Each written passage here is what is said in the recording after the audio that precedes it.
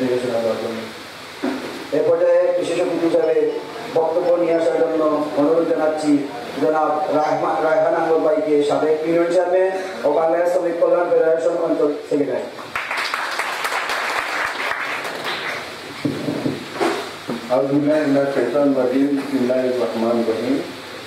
Easy bike শ্রমিক কল্যাণ federation দক্ষিণ মাত্র থেকে আয়োজিত আজকে আমাদের এই ইজিবাইকের চালক বাইকের এই সুন্দর সমাবেশে সম্মানিত সভাপতি, আমাদের অত্র এলাকার বিশিষ্ট মুরব্বী জনাব সামিম খান সাহেব, আজকের প্রোগ্রামে উপস্থিত সম্মানিত প্রধান অতিথি, এদেশের সমাজী মেহনতি মানুষের প্রিয় সংগঠন বাংলাদেশ শ্রমিক কল্যাণ ফেডারেশন সিলেট মহানগরের সংগ্রামী সভাপতি, সিলেট জেলা বারের প্রখ্যাত আইনজীবী অ্যাডভোকেট জামিলা আহমদ রাজু, সম্মানিত বিশেষ অতিথি সিলেট টেক্স বারের তরুণ আইনজীবী মাজারুল হক লিটন এবং আমাদের দক্ষিণ সুরমা শ্রমিক কল্যাণ ফেডারেশনের সংগ্রামী সভাপতি কপিল ভাই, উপস্থিত গাইন ভাই সহ এই ইজি বাইকের পরিচালনার সাথে যে কমিটি আছে এই কমিটির সভাপতি সেক্রেটারি সহ অন্যান্য দায়িত্বশীল বৃন্দ, আমার প্রিয় ইজি বাইক চালক ভাইয়েরা, সবাইকে আমার পক্ষ থেকে আসসালামু আলাইকুম ওয়া রাহমাতুল্লাহ।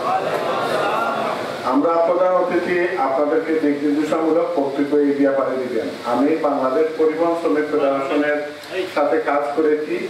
যখন শুনলাম যে আমাদের পরিবহনের কিছু ভাইরা অত্যন্ত কষ্টের মধ্যে আছেন, এই কথা শুনে মূলত আমি মাজার ভাই আমাকে ইনভাইট করলেন এবং আমি প্রোগ্রামে চলে আসলাম। আমি মনে করি যে আপনাদের যে সমস্যা, এই সমস্যা ইনশাআল্লাহ সমাধান হয়ে যাবে। আপনারা এটা নিয়ে খুব বেশি টেনশন করবেন না। আমি সংক্ষিপ্তভাবে দুই একটি কথা আপনাদেরকে বলতে চাই। প্রথম কথা হলো, এখানে আমরা যারা বসছি আমাদের সবাইকে মনে রাখতে হবে যে আল্লাহ পাক রব্বুল আলামিন আমাদেরকে পৃথিবীতে পাঠিয়েছেন। আমাদের সৃষ্টিকর্তা একজন আছেন, তিনি কে? আল্লাহ পাক রব্বুল আলামিন। এই পৃথিবীতে আমাদেরকে যেহেতু আল্লাহ পাক রব্বুল আলামিন পাঠিয়েছেন, তাইলে আমাদের জীবনের শুরু থেকে শেষ পর্যন্ত আমাদের যে রিজেক্ট যেটা, খাবারের যেটা, এইটাও কিন্তু আল্লাহ পাক রব্বুল আলামিন নির্দিষ্ট করে দিয়েছে। এখন কেউ অথচ কোটি কোটি টাকার মালিক, সেও যতটুকু খাবে, যার কোনো টাকা মনে নাই সেও তার নির্দিষ্ট খানিটা খাইবে। এই জন্য যে ইজি বাইক না চালাইলে যে আপনারা ভাত খাবেন না, উপাস হয়ে মারা যাবেন, এখন হয়তো সাময়িক আপনাদের কষ্ট হচ্ছে, কিন্তু আল্লাহ পাক রব্বুল আলামিন আপনাদের আমাদের সকলের রিজিকের ব্যবস্থা করে রাখছেন। যেভাবে হোক এই রিজিক আপনাদের অবশ্যই আসছে এবং আপনাদের পরিবার পরিজনকে নিয়ে আপনারা খাওয়া দাওয়া করতে পারবেন ইনশাআল্লাহ। এই ভরসা আপনাদের মনে দিতে রাখতে হবে, ঠিক আছে? এরপরে যে কথাটি বলতে চাই যে আল্লাহ পাক রব্বুল আলামিন দেখেন আমাদেরকে এই পৃথিবীতে প্রেরণ করার পরে আল্লাহ পাক রব্বুল আলামিন মহাগ্রন্থ আল কোরআনে বলছেন যে কুনতুম খায়রা উম্মাতিন উখরিজাত লিন-নাস তা'মুরুনা বিল মা'রুফি ওয়া তানহাউনা আনিল মুনকার, যে তোমরা সর্বোত্তম জাতি, তোমাদেরকে সৃষ্টি করা হয়েছে মানব জাতির কল্যাণের জন্য। তোমরা মানুষকে সৎ কাজের আদেশ করো, অসৎ কাজ থেকে বিরত রাখো। সুতরাং আমরা সর্বোত্তম জাতি, আমাদেরকে সৃষ্টি করা হয়েছে মানব জাতির কল্যাণ করার জন্য। আমরা এক অন্যের মানব জাতির কল্যাণ করবো আর মানুষকে সৎ কাজের আদেশ করবো, ওদের অসৎ কাজ থেকে আমরা বিরত রাখবো। এইটা হলো আমাদের মূল কাজ। এখন প্রিয় ভাইরা, আমরা সমাজে বাস করতে গিয়ে আমরা বিভিন্ন পেশায় আছি। যেমন আমাদের প্রধান অতিথি, উনি হলেন একজন আইনজীবী, ওনার কাজ হলো আইন পেশার মাধ্যমে ওনার জীবিকা নির্বাহ করা। আমি একজন ব্যবসায়ী, ব্যবসার মাধ্যমে আমি আমার জীবিকা নির্বাহ করি। আপনারা ঠিক ততটুকু আপনারা পরিশ্রম করেন, আপনারা শ্রমিক, আপনারা চালক। দেখেন আল্লাহ পাক রব্বুল আলামিনের কাছে কায়িক পরিশ্রম করে যারা উপার্জন করে, এদের উপার্জনটা আল্লাহর কাছে খুবই প্রিয়।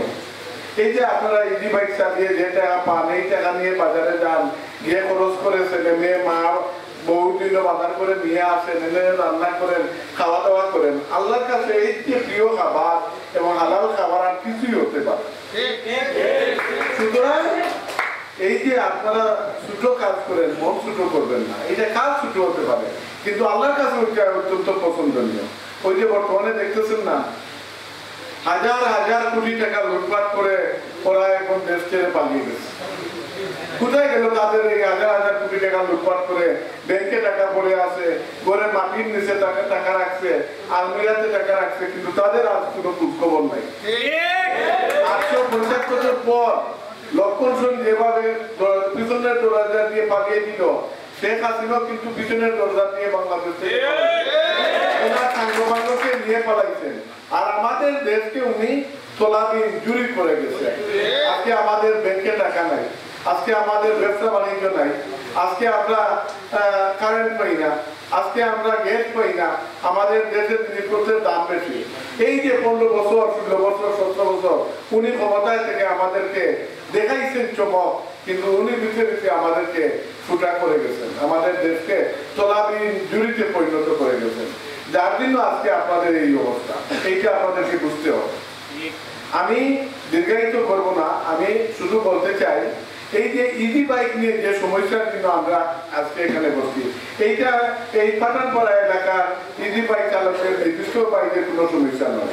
ওই যে ওই মদিনা মার্কেটেও ইজি বাইক চালায়, আখালিয়াতেও আছে, চৌকিদিঘিতেও আছে, বালুচরেও আছে, সারা শহরের ইজি বাইক যারা চালায় তাদের সমস্যা, ঠিক কিনা বলেন? সবার পক্ষ থেকে আমরা এখানে বসতি কয়েকজন আমরা কথা বলতেছি। আমাদের প্রথম কথা হলো যে এই ইজি বাইক বাংলাদেশের বিভিন্ন ডিস্ট্রিক্টে চলে, তাইলে আমাদের সিলেটে কেন চলছে না? এর কারণ কি? প্রশাসন কিছুদিন আগে একটা মিটিং করছেন, এখানে রাজনৈতিক নেতৃবৃন্দ ছিলেন, অনেক সব দলের রাজনৈতিক নেতৃবৃন্দ ছিলেন। ওই মিটিং এ ওনারা ইজি বাইক বন্ধের সিদ্ধান্ত নিচ্ছে, কিন্তু সেই মিটিং এ আমাদের পক্ষ থেকে শ্রমিক ভাইদের পক্ষ থেকে কিছু বক্তব্য দেওয়া হয়েছিল যে এইরকম ইজি বাইক মানে বন্ধ করে দেওয়া ঠিক হবে না, ইজি বাইক চালকদের যাতে ইজি বাইকটা অন্য রাস্তায় ঠিক টাইমে চালাইতে পারে আপনারা এটা রোড করে দেন, এটা আমাদের সভাপতি সাহেব বলবেন।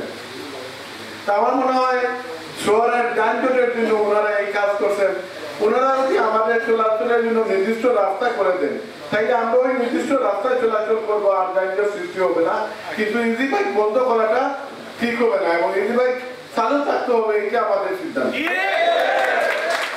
দুই নম্বর কথা হলো যে নেতৃবৃন্দকে নিয়ে ওনারা বসে এই সিদ্ধান্ত নিচ্ছেন, আমাদের সভা প্রধান অতিথি বলবেন, আমরা একটা কমিটি করে ওই নেতৃবৃন্দের কাছে আমরা যাবো, আপনাদের পক্ষ থেকেও কয়েকজনকে নিব সাথে, আমরা নিয়ে ওনাদেরকে নিয়ে বসবো, বসে ডিসি সাহেবের কাছে ওনাদের মাধ্যমে গিয়ে আমরা বলবো যে ওনাদের মানে এই সিলেটে প্রায় 3000-এর মতো ইজি বাইক চালক আছেন, ওনাদের পরিবারে আরো 10 জন করে 30,000 সদস্য আছে, ওনাদেরকে কিভাবে ওনাদের পরিবার রক্ষা করা যায় আপনি একটা ব্যবস্থা করে দেন। তখন ওনারা একটা সিস্টেম করে দিবেন আমাদেরকে, যে হয়তো নির্দিষ্ট এলাকা করে দিবেন যে বন্দর দিনদাবাজার ওইদিকে হয়তো ইজি বাইক চলবে না, কিন্তু অন্য রাস্তায় যাতে ইজি বাইক চলতে পারে এরকম একটা ব্যবস্থা করে দিবেন। প্রথমে একটা টাইমিং করে দিবেন যে 12টা থেকে এই 8টা থেকে 2টা পর্যন্ত চলবে বা কোন টাইমে চলবে, এইরকম একটা টাইমিং করে দিবেন, অথবা বার নির্দিষ্ট করে দিবেন, যেভাবে হোক আমাদেরকে একটা বুঝ দিবেন। আপনাদেরকে এই বিষয়টা আমি আশ্বস্ত করলাম, আমাদের প্রধান অতিথি আপনাদেরকে এই ব্যাপারটা বলবেন এবং এইভাবেই আপনাদের সমস্যার একটা সমাধান হবে ইনশাআল্লাহ। এরপরে আমি যে কথাটি বলতে চাই যে ইজি বাইকের ব্যাপারে আরেকটা প্রশ্ন আছে যে আমাদের দেশে ইলেকট্রিসিটি নাই, আমাদের দেশের প্রায় কয়েক হাজার কোটি টাকা আমাদের বিভিন্ন জায়গায় ঋণ আছে, শুধু বিদ্যুৎ বিলের ঋণ। এই বিদ্যুৎটা আমরা জ্বালাইছি কিন্তু টাকা দেওয়া হয়নি, এখন আর ওরা বিদ্যুৎ দিতেছে না, যার জন্য কোনো কোনো ইলেকট্রিসিটি দিতেছে। আর ইজি বাইক দিলে চার্জ দিতে হয়, ইলেকট্রিসিটি বেড়ে হয়, এর জন্য অনেকে আবার ইজি বাইককে নেগেটিভ সেন্সে দেখে। এই সমস্যার সমাধান হয়ে যাবে ইনশাল্লাহ। বাংলাদেশে আপনারা দেখেছেন এখন অর্থনৈতিক কিছুটা স্বাবলম্বী হওয়ার জন্য প্রধান উপদেষ্টা সহ এই ইন্টারিয়র গভর্নমেন্ট তত্ত্বাবধায়ক সরকার চেষ্টা করতেছে অর্থনীতিকে সচল করার জন্য। বিভিন্ন দাতা দেশও আমাদেরকে কিছু অনুদান দিতেছে। আমার মনে হয় এই ধরনের যে বিদ্যুৎ সমস্যার সমাধান, এগুলো সমস্যার সমাধান হবে এবং আপনাদের এই সমস্যার সমাধান ইনশাল্লাহ হয়ে যাবে। এই জন্য আপনাদেরকে যে কাজ করতে হবে যে কোনো ধরনের তৎসাত্মক কর্মকাণ্ডে না গিয়ে আপনাদেরকে একই প্ল্যাটফর্মে আসতে হবে, আন্দোলন করে তুলতে হবে। আন্দোলন ছাড়া কোনো দাবি আদায় হয় না।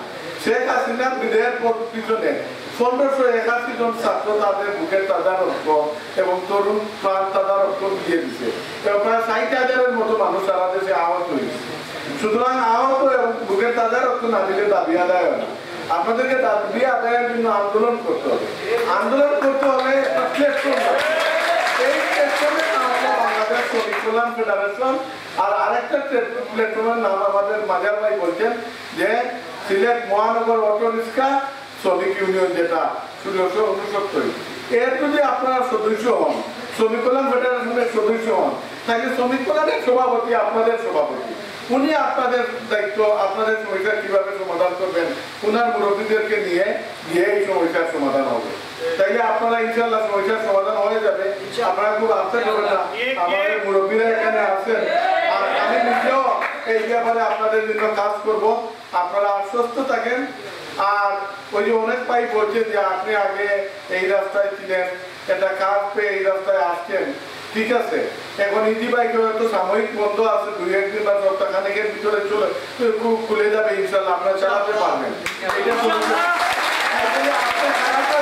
আপনি খারাপ রাস্তায় চলে যাবেন না, আপনি ধৈর্য ধারণ করেন, সবর করেন, চেষ্টা করেন বিকল্প উপায়ে সৎ উপার্জন করে কিভাবে এই বিপদটা কাভার দেওয়া যায়।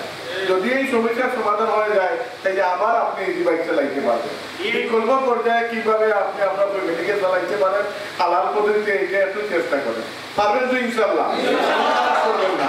আর যদি একান্ত বেশি কারো কোনো ধরনের সমস্যা হয়, আপনারা আলমগীর ভাই আছেন এখানে, ওনার সাথে যোগাযোগ করবেন। আমাদের সভাপতি উনিও এই সাথে সাইটে থাকেন, ওনার সাথেও ব্যক্তিগতভাবে আপনারা যোগাযোগ করবেন।